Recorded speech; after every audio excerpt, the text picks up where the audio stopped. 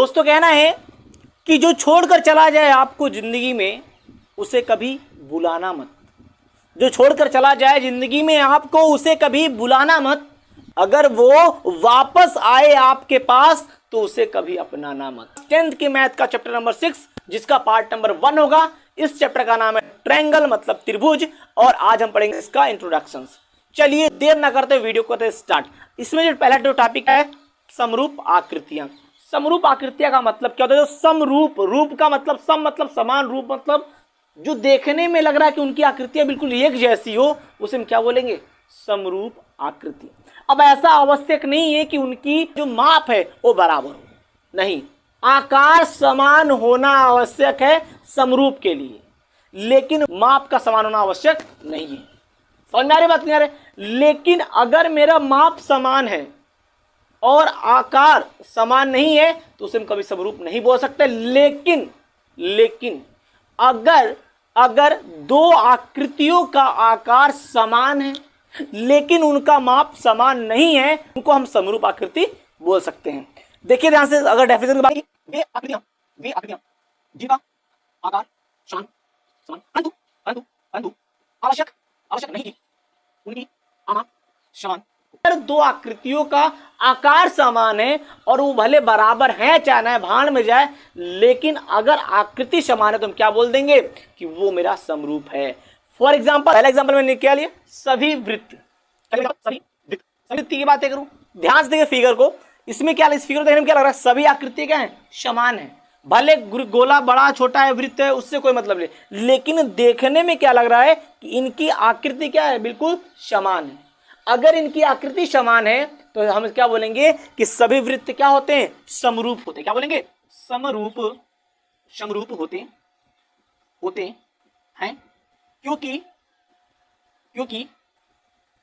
क्योंकि इनका आकार क्या है? समान है। आई बात समझ? सभी वर्ग को देखिए ध्यान से, लग रहा है कि सारा वर्ग बिल्कुल एक जैसा है, समान है, लेकिन क्या उनका माप समान है? माप समान है। एक बड़ा वर्ग दिख, छोटा वर्ग दिख रहा है, बड़ा वर्ग छोटा वर्ग दिख रहा है, क्या समान है? नहीं समान है ना। इसका मतलब क्या हुआ कि ये जो सभी वर्ग हैं ये क्या है? समरूप है, क्योंकि इनका आकार क्या है? समान है। तो हम क्या लिख देंगे? सभी वर्ग क्या होते हैं? समरूप होते हैं क्योंकि इनका आकार समान होता है। आई बात समझ? तीसरा एग्जांपल देखिए, सभी समबाहु त्रिभुज। देखने में क्या लग रहा है कि भाई आकार तो समान है लेकिन बराबर नहीं है। जब आकार समान तभी तुम समरूप बोलेंगे। बोला भी गया कि डेफिनेशन कि वे आकृतियां जिनका आकार समान हो परंतु आवश्यक नहीं कि उनका माप क्या हो? समान हो। इसका मतलब सभी समबाहु त्रिभुज भी क्या होंगे? समरूप होंगे, यानी समरूप होते हैं क्योंकि इनका आकार क्या है? समान होता है या समान है, क्योंकि इनका आकार क्या है? समान है। 4 नंबर एग्जांपल, एक वृत्त और एक त्रिभुज। एक वृत्त और एक त्रिभुज। अब बताइए क्या ये दोनों फिगर समरूप? नहीं है। न तो इनका आकार सेम है और न ही इनका साइज बराबर है, कुछ भी बराबर नहीं है। मतलब अगर हमको समरूप आकृति देखना है तो सबसे पहले हमको क्या फोकस करना होता है कि क्या इनका आकार समान है। समान नहीं है तो जाहिर सी बात क्या बोलेंगे कि एक वृत्त और एक त्रिभुज समरूप नहीं होते हैं क्योंकि इनका आकार समान नहीं है। ठीक है ना। अगला एग्जांपल ये क्या? त्रिभुज और वर्ग। एक त्रिभुज और एक वर्ग। इन फिगर को ध्यान से देखिए, क्या आपको समरूप लग रहा है? आपका आंसर सर नहीं लग रहा है। मतलब ये क्या समरूप नहीं होते क्योंकि इनका आकार समान नहीं है। अगला हेडिंग, भुजाओं की समान संख्या वाले दो बहुभुजों की समरूपता के नियम। ये क्या होते हैं? पहली बात समझिए, बहुभुज क्या होता है? बहुभुज किसे कहते हैं कि ऐसी आकृति जिनके पास दो से ज्यादा भुजा हो उसे हम क्या बोलेंगे? बहुभुज बोल देंगे। जैसे एग्जांपल के लिए देखिए, त्रिभुज, फिर हमारा क्या आ गया? चतुर्भुज आ गया। इन दो त्रिभुज को देखिए ध्यान से, त्रिभुज में कितनी भुजाएं? 3 भुजाएं, इसका मतलब इसके पास 2 से ज्यादा भुजाएं, इसलिए क्या कहलाएगा, ये हमारा बहुभुज कहलाएगा। चतुर्भुज को देखिए ध्यान से, चतुर्भुज में कितनी भुजाएं हैं, 2 से ज्यादा 4 भुजाएं नहीं है, इसलिए ये भी हमारा क्या कहेगा, बहुभुज कहलाएगा। लेकिन हम ये नियम पढ़ क्यों रहे हैं, ये नियम क्यों पढ़ रहे हैं, अभी ये नियम इसलिए पढ़ रहे हैं क्योंकि जब अभी इससे पहले जब हमने बताया था समरूपता की आकृति, तो वहां पर हमने क्या देखा था एग्जाम्पल में कि सभी समबाहु त्रिभुज, वहां पर हमने सभी समबाहु त्रिभुज को समरूप बताया था, लेकिन हमने वहां पर यह नहीं कहा था कि सभी त्रिभुज समरूप होंगे। वहां पर त्रिभुज का मैंने पर्टिकुलर नाम लिया था, मैंने बोला था सभी समबाहु त्रिभुज समरूप होते हैं, लेकिन मैंने ये नहीं कहा था कि सभी त्रिभुज समरूप होते हैं।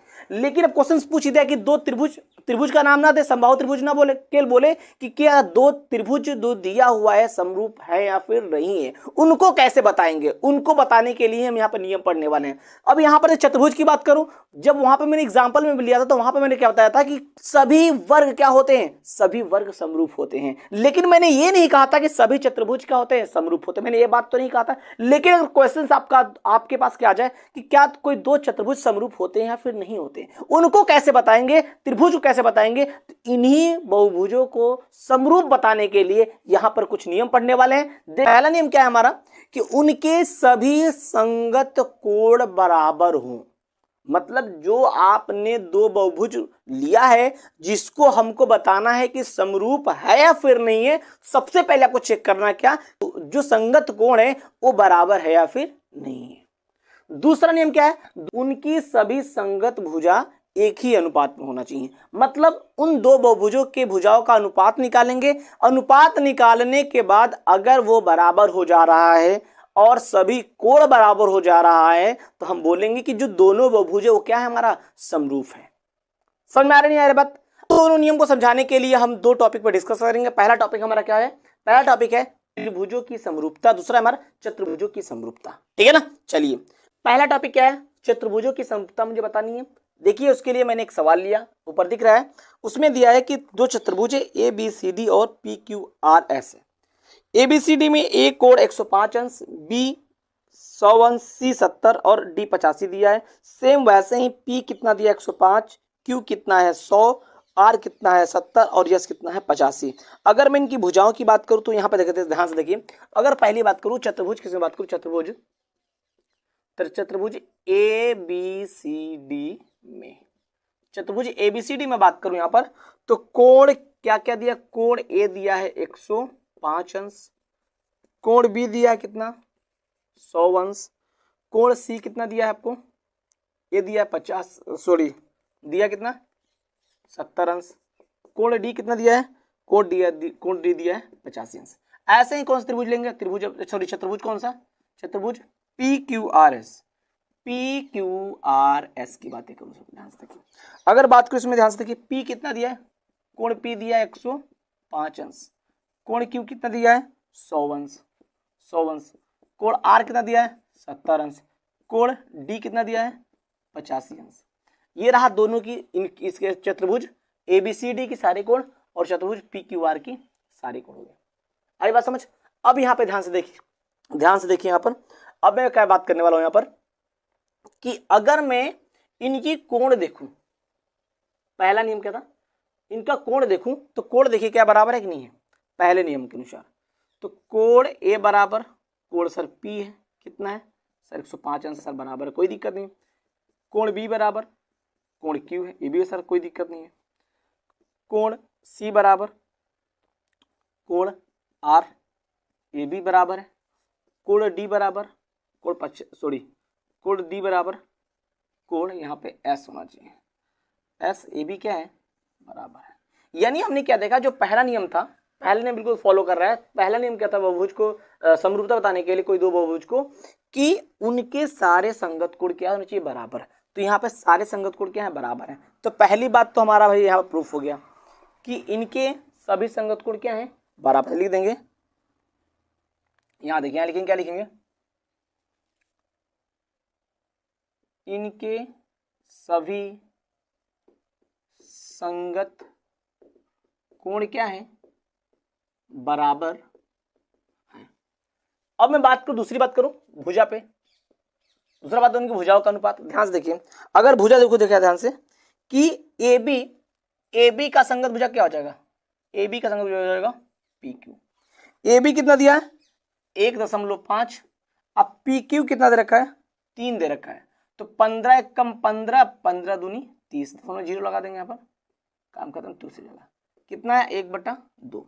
अब देखिए BC अपॉन में QR, BC कितना दिया है, BC दिया है 2.5 और R दे कितना 5.0, हटाए दशमलव हट गया, 25 से कम 25, 25 दूना 50, कितना आ गया 1/2। P Q A B B C और सी डी अपॉन में P Q Q R R S. C D कितना दिया है, सी डी दिया है 2.4, तो आर एस कितना हो जाएगा 4.8। ये दिया हुआ है, काटिए 24 1 जा 24 2 जा, हो गया नहीं हो गया। एक बचे कौन डी ए अपॉन में एस पी। डी ए कितना दिया हुआ है 2.1 और ये 4.2 दिया हुआ है, ठीक है ना। यहाँ देंगे दशमलव दोनों खत्म, 21 से कम 21, 21 दूनी 42, कितना आ गया 1.2, 1/2 आ गया। एक चम ने क्या देखा यहाँ पर, एक चम ने क्या देखा कि इनकी सभी संगत भुजाएं भी क्या रही है बराबर है। क्या क्या रहा है कि ए बी अपॉन में पी क्यू बराबर बी सी अपॉन में क्यू आर बराबर सी डी अपॉन में Q S, sorry P Q R S बराबर में डी ए अपॉन में एस पी, क्या है सब बराबर आ रहा है। तो हम बोल सकते हैं इनके संगत भुजाएं एक ही अनुपात में है। यानी देखिए ध्यान से, पहला नियम भी फॉलो कर रहा है। पहला नियम ही था बहुभुज को समरूपता दिखाने के, दो नियम में बताया था। पहला नियम क्या होना चाहिए कि उनके सभी संगत को बराबर होना चाहिए, यानी कि भी दिया हूं कि भाई इनके सभी संगत को क्या है बराबर आ रहे हैं। अगली बात क्या थी, इनके सभी संगत भुजाओं का अनुपात क्या है समान। तो ध्यान से इनके सभी संगत भुजाओं का मैंने अनुपात निकाला, वो भी क्या रहा है समान आ रहा है। अगर ये दोनों बातें फॉलो हो रही हैं तो हम बोल देंगे चतुर्भुज ए बी सी डी समरूप है चतुर्भुज पी क्यू आर एस के। हमारा आंसर हो जाएगा। इस प्रकार हम किन्हीं भी दो चतुर्भुज को समरूप प्रूफ कर सकते हैं। ओके, त्रिभुज की समरूपता बताने के लिए भी वही दो नियम का फॉलो करेंगे जो हमने दो चतुर्भुज के लिए बताया था। इन चाचा से मिलिए, ये चाचा बहुत अच्छे मैथमेटिशियन थे, बहुत अच्छे गणितज्ञ थे। इस चाचा का नाम है थेल्स, ठीक। और इन्होंने अपने ही नाम पर एक त्रिभुज का नियम जिसको बोला गया थेल्स का प्रमेय बोला गया। तो ये उनका नियम क्या था देखते हैं। थेल्स प्रमेय, थेल्स सर ने क्या बताया था कि अगर मान लीजिए कोई त्रिभुज है, अगर एक त्रिभुज है और इस त्रिभुज के किसी भी भुजा के समांतर, चाहे इसके समांतर चाहे इसके समांतर चाहे इसके समांतर, इनमें किसी भी भुजा के समांतर अगर एक समांतर रेखा खींचा जाए जो दो भुजाओं को भिन्न भिन्न बिंदुओं क्या करे प्रतिच्छेदित करे। मतलब हमने इसके समांतर एक रेखा खींचा, जो रेखा त्रिभुज के जो भुजा ये और भुजा ये, इन दोनों को एक अलग अलग बिंदु जैसे यहाँ पर डी और ई पे क्या कर रहा है प्रतिच्छेदित करेगा। अगर ऐसा है तो उन्होंने बताया था कि इन दो भुजाओं का जो अनुपात होगा, या बोल सकते हैं जो दोनों भुजाएं होंगी वो बिल्कुल समान अनुपात में विभाजित हो जाएंगी। यानी मान लो उन्होंने बोला कि अगर BC समांतर है DE के, ये जो रेखा है वो इन दोनों भुजाओं को समान अनुपात में विभाजित करेगा। मतलब क्या है, हो जाएगा क्या कि AD अपॉन में DB बराबर क्या हो जाएगा AE अपॉन में EC हो जाएगा। ये क्या था, यही हमारा थेल्स प्रमेय कि अगर हमको ये चीज गिवन है तो ये पक्का होगा, ठीक है ना। थेल्स सर ने यही कहा था कि किसी भी त्रिभुज की अगर एक भुजा के समांतर कोई अन्य रेखा खींची जाए जो शेष दोनों भुजाओं को अलग अलग बिंदु पर प्रतिच्छेदित करे, तो वे रेखाएं उन दोनों भुजाओं को समान अनुपात में क्या करेगा विभाजित करेगा, मतलब बांट देगा। ये था हमारा थेल्स प्रमेय। थेल्स प्रमेय के विपरीत यानी बीपीटी के विपरीत, पीपीटी के विपरीत क्या होगा, विपरीत क्या होगा, से मान लीजिए कोई त्रिभुज है ABC, किसी त्रिभुज की दो भुजाओं अगर समान अनुपात में विभाजित हैं, ये दोनों अगर समान अनुपात में विभाजित हैं तो क्या हो जाएगा कि जो तीसरी रेखा होगी वो इसके क्या होगा, समांतर हो जाएगा। मतलब क्या है कि अगर AD अपॉन में DB दिया हुआ है बराबर में, AD अपॉन में DB बराबर AE अपॉन में EC, अगर ये चीज दिया हुआ है तो क्या हो जाएगा, ये हो जाएगा, क्या हो जाएगा, DE समांतर क्या हो जाएगा, BC हो जाएगा। आई बात समझ। ये रहा थेल्स प्रमेय, यानी बोल सकते हैं BPT का विपरीत। समझ में आ रहा नहीं आ रहा, इसको अगला हेडिंग, त्रिभुज की समरूपता के लिए कसौटियां। ऐसी कौन कौन सी कसौटियां हैं जिनको देखते हुए हम बोल सकते हैं कि यह दो हमारे त्रिभुज समरूप होंगे या नहीं। पहला कसौटी हमारा क्या है, एंगल एंगल एंगल। ध्यान देखिए, मैं दो त्रिभुज लिया ABC और PQR है, इसमें देखा देखिए ये कोण इसके बराबर है, ये कोण इसके बराबर है और ये कोण इसके बराबर है। मतलब ये वाला इसके बराबर है, ये वाला इसके बराबर है और ये वाला इसके बराबर है। अगर ये इनके संगत कोण बराबर है, मतलब क्या है कि त्रिभुज ABC तथा त्रिभुज PQR में एंगल A बराबर एंगल P, एंगल B बराबर एंगल Q और एंगल C बराबर एंगल R, अगर तीनों बराबर है तो हम बोल देंगे कि जो त्रिभुज हमारा क्या है, त्रिभुज हमारा ABC समरूप, ये समरूप का चिन्ह होता है, समरूप त्रिभुज PQR सॉरी तीनों क्या है, तीनों एंगल एंगल है ना, तीनों एंगल ए बी एंगल मतलब angle angle angle by angle angle angle, यानी कि A कसौटी से हमने क्या कर दिया, ये दो त्रिभुज हमने क्या कर दिया, समरूप रूप कर। अगला हमारा क्या है, अगला कसौटी एंगल एंगल एंगल, ठीक है ना, यानी कि कोण कोण, ठीक है ना। लेकिन ध्यान से दो त्रिभुज मैंने लिया, फिर से वही त्रिभुज लेता हूं ABC, अगला PQR।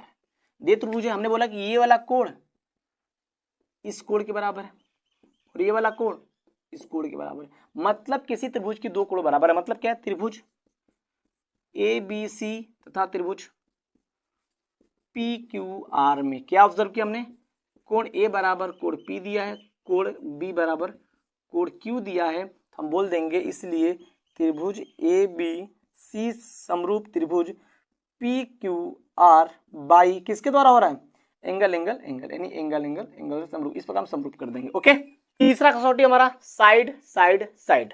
ध्यान से देखिए, मैंने एक त्रिभुज लिया, दो त्रिभुज लिया, फिर से वही त्रिभुज ABC PQR।